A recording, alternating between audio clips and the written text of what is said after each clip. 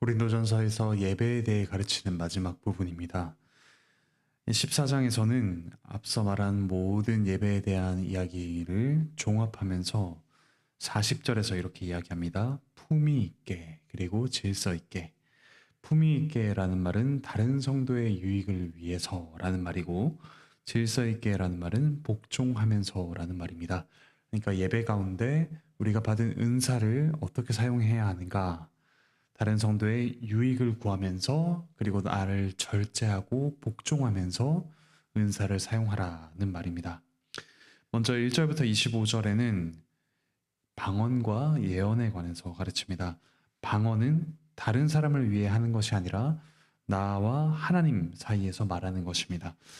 즉 방언은 하나님께 드리는 감사 찬양이요 기도입니다. 다른 사람은 알아들을 수 없는 말로, 즉 영으로 하나님께 기도하고 찬송하는 것입니다. 한편 예언은 말씀을 전파하는 것입니다. 다른 성도들을 가르치고 위로하며 세우는 것이죠. 예언, 즉 말씀이 교회에 풍성하기를 사모하고 기도해야 한다고 사도가 가르치고 있습니다. 방언은 자기 자신의 영적 성장에는 유익할 수 있습니다.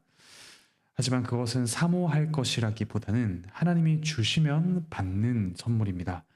우리가 간절히 사모할 일은 방언이 실제로 하는 일, 즉 하나님께 기도하고 감사하고 찬양하는 것입니다. 방언 자체의 어떤 것을 사모하는 것이 아니라 우리가 알아들을 수 있는 언어로도 하나님께 기도하고 찬양하며 감사할 수 있는 것을 더욱더 사모해야 할 것입니다. 그리고 방언을 하는 자들은 개인적으로 누리는 축복이 교회에 전달되도록 통역하기를 구하라라고 합니다. 계속해서 자신의 어떤 유익보다는 다른 성도의 유익을 염두에 두라라고 가르치고 있습니다. 교회 예배에서 방언으로 기도하고 찬양하는 것보다 먼저 있어야 할 것이 말씀의 전파, 즉 계시, 지식, 예언 가르치는 것이라고 합니다. 6절에 그 내용이 있죠. 방언의 은사가 있는 성도는 교회 예배에서는 통역을 통해서 교회에 유익을 줄 수 있도록 기도하라고 12절에서 가르칩니다. 그렇게 해야만 자기 자신 역시 더 명료하고 유익한 그런 기도를 할 수가 있고, 다른 사람 역시 아멘 하여 그 기도와 찬양에 참여할 수 있기 때문입니다. 계속해서 다른 성도들이 알아들을 수 있는 말로 예배드리는 것이 중요하다고 이야기합니다. 또 기도와 찬양보다 먼저 복음 말씀의 가르침이 중요하다고 이야기합니다. 그래서 우리는 예배에서 막연히 그냥 우리의 감정이 어떠해서 찬양하는 것이 아니라 하나님께서 예수 그리스도의 십자가 부활을 통해 우리를 구원하셨다는 사실과, 또한 우리가 성령님을 의지하여 어떻게 거룩하게 살아야 할지를 먼저 배워야 합니다. 그리고 우리에게 행하신 하나님의 놀라운 일에 대한 반응으로 우리가 하나님의 영광과 은혜를 감사하며 찬양할 수 있습니다. 20절은 고린도 교인들이 다른 사람들이 알아듣지 못하는 방언을 말하는 것을 자랑으로 삼던 그 행태를 유치한 것이라고 책망합니다. 지혜에서 장성한 사람, 자신과 온 교회가 말씀을 잘 이해하고 사람들이 이해할 수 있는 말로 감사 찬양하는 그 지혜가 있는 성도들이 되기를 간청합니다. 통역이 없는 방언은 다른 사람들이 알아들을 수 없기 때문에 그 방언이 믿음을 일으킬 수는 없습니다.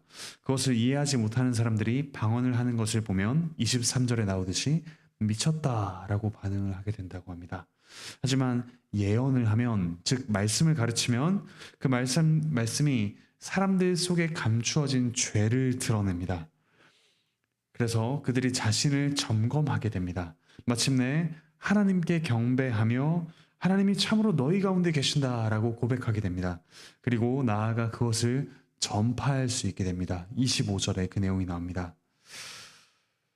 오늘날 이 말씀이 우리에게 어떻게 적용될까요? 우리가 복음을 전하고 말씀을 나눌 때 다른 이들이 알아들을 수 있는 말로, 그리고 정직하게 옳은 말씀을, 올바른 말씀을 이야기해야 된다라는 적용점이 있을 수 있습니다. 그리고 우리의 예배 역시 어린이들이 알아들을 수 있는 언어로 해야 되겠죠. 이어서 26절부터 40절은 복종하면서 질서와 평화가 있는 예배를 세우도록 가르칩니다. 27절에는 차례를 따라 방언을 하라고 가르칩니다. 차례를 따라라는 말은 각자의 부분대로라는 문자 그대로의 의미가 있습니다. 이 말은 앞서서 은사를 이야기할 때 나온 말이기도 합니다.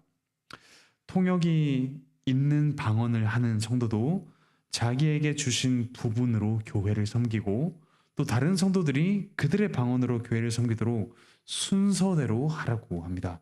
통역을 주시지 않을 때에는 교회에서 잠잠하도록 해야 합니다. 자기의 방언의 내용을 절제하면서 복종하며 교회의 유익을 구하라고 사도가 권면하고 있습니다. 한편 예언의 말씀을 할 때도 마찬가지입니다.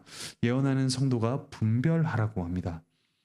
바른 말씀이 전해지도록 하라는 뜻입니다. 지금은 장로의 직분이 이런 일을 합니다. 목사의 설교를 분별하고 말씀의 깨달음이 있는 자를 장로의 직분자로 세우지요. 성도는 다른 성도에게 예언의 말씀이 오면 잠잠하라라고 30절에서 이야기합니다. 자신과 은사를 가진 다른 모든 성도가 다 가르치면서 동시에 배우기 위해서입니다. 예언의 말씀을 전하는 사역자는 32절에 나오듯이 제재를 받습니다. 하나님께서 무질서의 하나님이 아니라 질서의 하나님이시기 때문입니다. 그리고 질서를 만드시기에 화평, 평화를 이루시는 하나님이시기 때문입니다. 이 질서가 예배에 나타나야 합니다. 그래서 예언으로 말씀을 전하는 다른 사역자들에게 예언의 사역자 역시 굴복하며 제재를 받으며 말씀을 전합니다. 다른 사역자들에게도 말씀을 전할 기회를 주고 자신은 그 말씀을 들으며 자신의 성품을 하나님께 굴복시키는 일이 필요하다고 합니다. 지금도 목사는 성경의 본문 말씀을 잘 이해하고 성도에게 전하기 위해서 그 말씀에 굴복해야 합니다. 다른 성도와 사역자들이 그들의 위치를 교회에서 가질 수 있도록 질서를 세우고 또 굴복해야 합니다. 이어지는 34절부터 37절의 말씀에서 여자는 교회에서 잠잠하라라고 합니다. 결코 어떤 말도 하지 말라라는 이야기는 아니죠. 복종하라는 뜻입니다.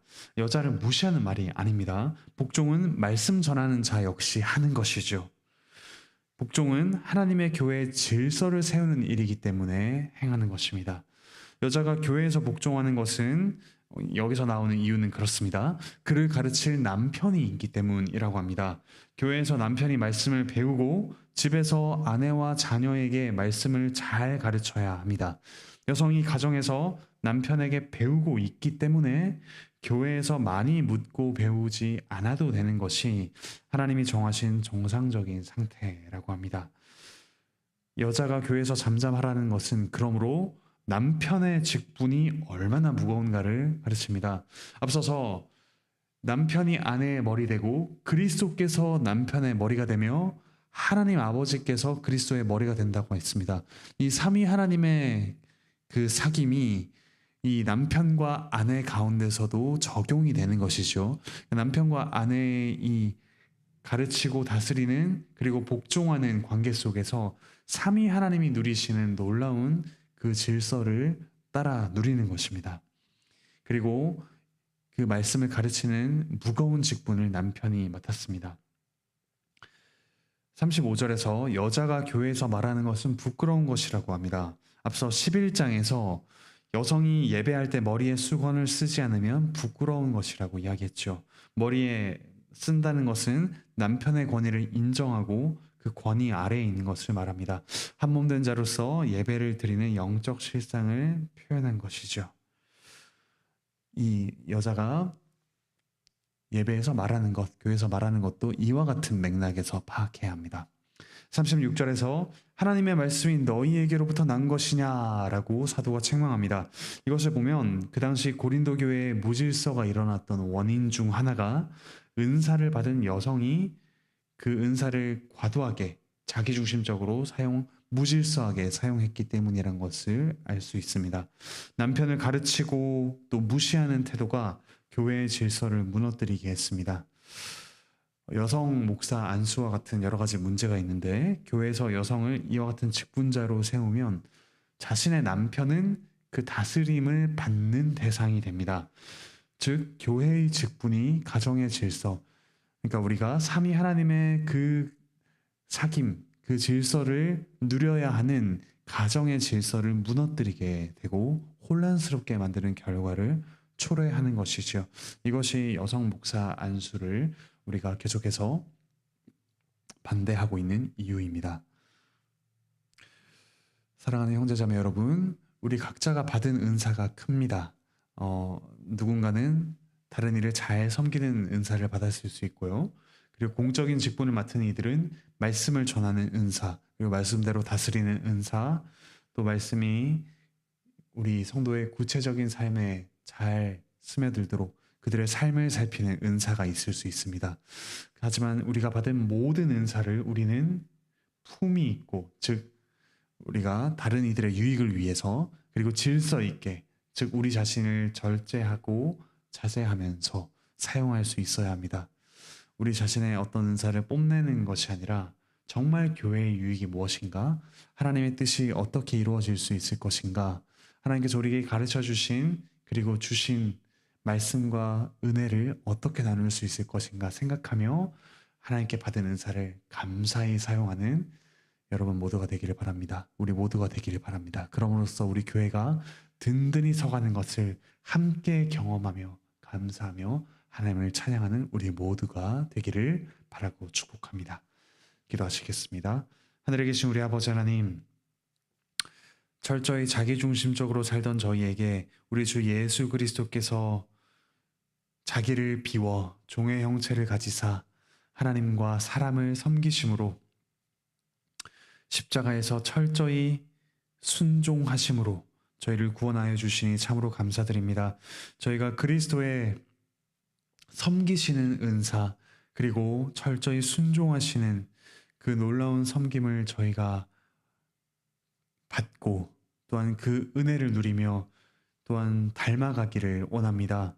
저희가 받은 은사로 성도들을 섬기게 하여 주시고 또한 그것을 과하게 자랑하며 자기중심적으로 행하는 것이 아니라 유익을 위해 기꺼이 절제하며 질서 속에서 은사를 사용할 수 있도록 주께서 은혜를 베풀어 주시옵소서. 세우신 직분자들을 통해 은사가 발휘되게 하여 주시고 하나님의 이 교회가 든든하게 서갈 수 있도록 은혜 베풀어 주시옵소서.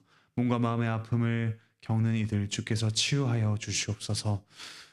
또한 직장에서, 가정에서, 학교에서 여러 가지 문제로 자신의 코앞에 있는 그 문제로 씨름하며 신앙의 결단을 해나가는 이들이 있습니다. 주께서 힘을 주시고 지혜를 주시며 그 문제를 함께 마주해가는 동역자들도 주께서 허락하여 주시옵소서. 유해신 목사님 안식월 중에 있습니다. 속히 회복시켜 주셔서 교회를 세우는 은사를 한껏 발휘하며 또한 품위 있고 질서 있게 교회를 세워갈 수 있도록 주께서 은혜 베풀어 주시옵소서. 감사드리며 예수 그리스도의 이름으로 기도합니다. 아멘.